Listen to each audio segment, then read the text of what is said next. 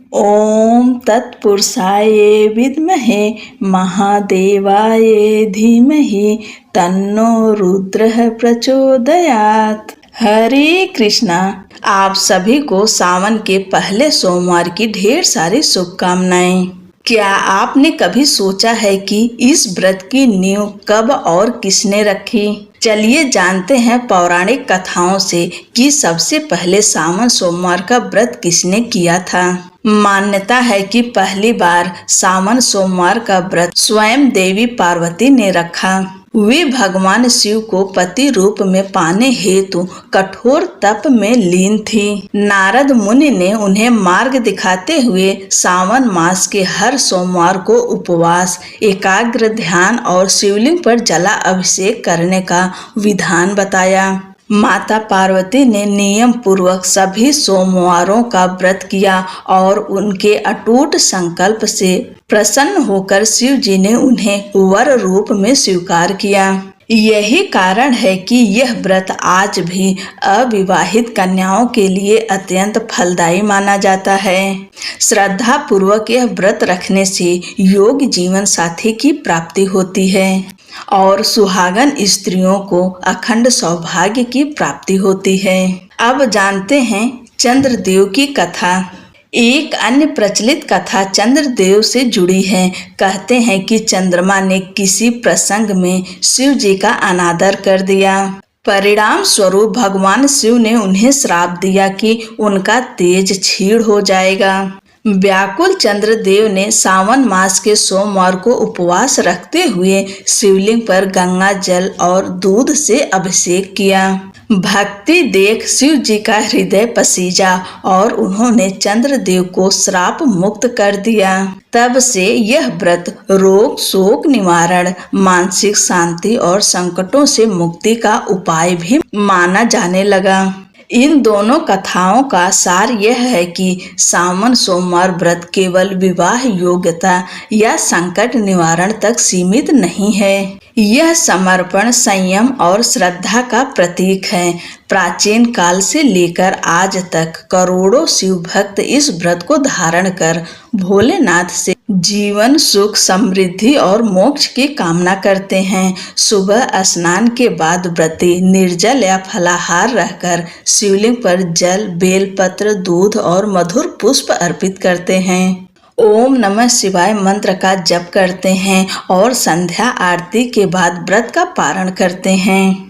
सावन सोमवार का व्रत जिसकी शुरुआत देवी पार्वती की तपस्या और चंद्रदेव की प्रार्थना से हुई मानी जाती है, आज भी अखंड श्रद्धा की परंपरा के रूप में जीवित है। इस व्रत से जुड़ा हर संकल्प हमें बताता है कि अटूट भक्ति और नियमबद्ध साधना से शिव कृपा अवश्य प्राप्त होती है। बोलो भोलेनाथ की जय, माता पार्वती की जय। चलिए अब एक और कथा सुनते हैं। पौराणिक कथा के अनुसार एक धनवान व्यापारी अमरपुर नगर में रहता था। वह भगवान शिव शंकर का भक्त था। वह रोज शिव पूजा करता और दीपक जलाता था। उसका कारोबार अच्छा चलता था। उसके पास सभी प्रकार की सुख और सुविधाएं मौजूद थीं। समाज में उसका नाम था, लेकिन वह काफी दुखी रहता था क्योंकि उसकी कोई संतान नहीं थी। उसे एक पुत्र की चाह थी। उसे हमेशा इस बात की चिंता थी कि उसके जाने के बाद उसका व्यापार कौन देखेगा, उसका वंश कैसे आगे बढ़ेगा। पुत्र प्राप्ति के लिए वह सावन सोमवार व्रत रखता था। शिव जी के मंदिर में जाकर शाम के समय में दीपक जलाता था। यह कार्य करते हुए कई वर्ष व्यतीत हो गए। माता पार्वती भगवान शिव के इस भक्त के कार्य को देखती थी। एक दिन उन्होंने भगवान भोलेनाथ से कहा कि यह व्यापारी आपका अनन्य भक्त है, आप उसकी मनोकामना पूर्ण क्यों नहीं कर देते हैं? उसे पुत्र प्राप्ति का वरदान क्यों नहीं देते हैं? इस पर महादेव ने कहा कि व्यक्ति को कर्म के अनुसार ही फल मिलता है, लेकिन माता पार्वती शिव जी की इस बात से सहमत नहीं हुई और शिव जी को विवश कर दिया। तब महादेव ने उस व्यापारी को स्वप्न में दर्शन दिया और कहा कि तुमको पुत्र की प्राप्ति होगी, लेकिन वह अल्पायु होगा, वह 16 साल तक ही जीवित रहेगा। अगले दिन व्यापारी की नींद खुली तो वह खुश हो गया और पत्नी को सपने की बात बताई, लेकिन इस बात से दुखी भी था कि वह पुत्र 16 साल तक ही जीवित रहेगा। वह सावन सोमवार व्रत और शिव पूजा अनवरत करता रहा। एक दिन शिव की कृपा से उसे संतान सुख प्राप्त हुआ। उसके घर में बेटे का जन्म हुआ। व्यापारी ने अपने बेटे का नाम अमर रखा।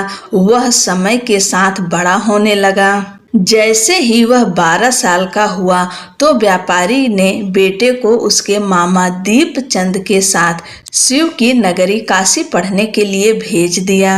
वे दोनों रास्ते में रात के समय जहाँ पर ठहरते थे वहाँ यज्ञ और ब्राह्मण भोज कराते थे।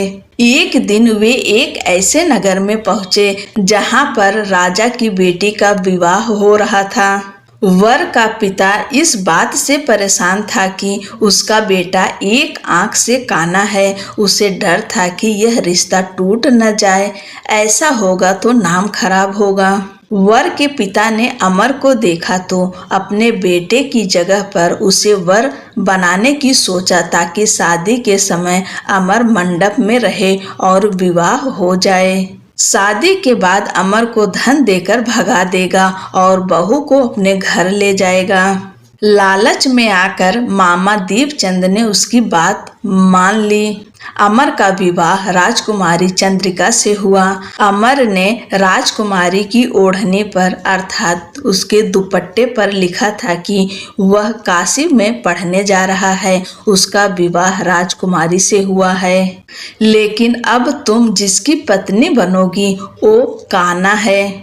जब राजकुमारी चंद्रिका ने अमर का संदेश पढ़ा तो वो ससुराल नहीं गई, वहीं अमर काशी में पढ़ाई करने लगा। जब वह 16 साल का हुआ तो एक यज्ञ कराया। उसके बाद ब्राह्मण भोज कराया। ब्राह्मणों को दान और दक्षिणा देकर विदा किया। भगवान शिव के वचन के अनुसार उस रात अमर के प्राण निकल गए। अमर की मृत्यु पर उसका मामा रोने लगा। वहां पर काफी लोग आ गए। वहीं से भगवान शिव और माता पार्वती भी जा रहे थे। माता पार्वती ने दीपचंद को रोते देखा तो दया आ गई। उन्होंने शिव जी से कहा कि हे प्रभु, आप इसके कष्ट को दूर कर दें। तब शिव जी ने बताया कि यह उसी व्यापारी का लड़का है जिसे पुत्र होने का वरदान दिया था, और यह भी बताया था कि 16 वर्ष तक ही जीवित रहेगा। उस अनुसार आज इसके 16 साल पूरे हो गए। इस पर माता पार्वती ने कहा कि आप इसके प्राण लौटा दें, नहीं तो इसके माता पिता रो रो कर अपने प्राण त्याग देंगे। माता पार्वती ने कई बार शिव जी से आग्रह किया। भगवान शिव ने अमर को जीवन दान दे दिया। वह जीवित हो उठा। उसने अपनी शिक्षा पूरी की और राजकुमारी चंद्रिका के पास पहुंचा। वहां पर उसने एक यज्ञ कराया। राजा और राजकुमारी अमर को पहचान गए। राजा अमर को घर लाए। उसका आदर सत्कार हुआ। उसके बाद राजकुमारी चंद्रिका अमर के साथ उसके घर चली गई। अमर को जीवित देखकर उसके माता पिता खुश हो गए। उस रात व्यापारी के स्वप्न में भगवान शिव एक बार फिर आए। उन्होंने कहा कि सोमवार व्रत करने का ही फल है कि तुम्हारे बेटे को जीवन दान मिला है। उसकी आयु लंबी होगी। शिव कृपा पाकर व्यापारी प्रसन्न हो गया। सोमवार व्रत के पुण्य प्रभाव से व्यापारी का पूरा परिवार सुखपूर्वक जीवन व्यतीत करने लगा। इस प्रकार जो भी सावन सोमवार का व्रत करता है और भगवान भोलेनाथ माता पार्वती की पूजा करता है और उसके साथ में इस कथा को सुनता है, उसकी सारी मनोकामनाएं पूरी होती है। बोलो भगवान शंकर की जय, माता पार्वती की जय।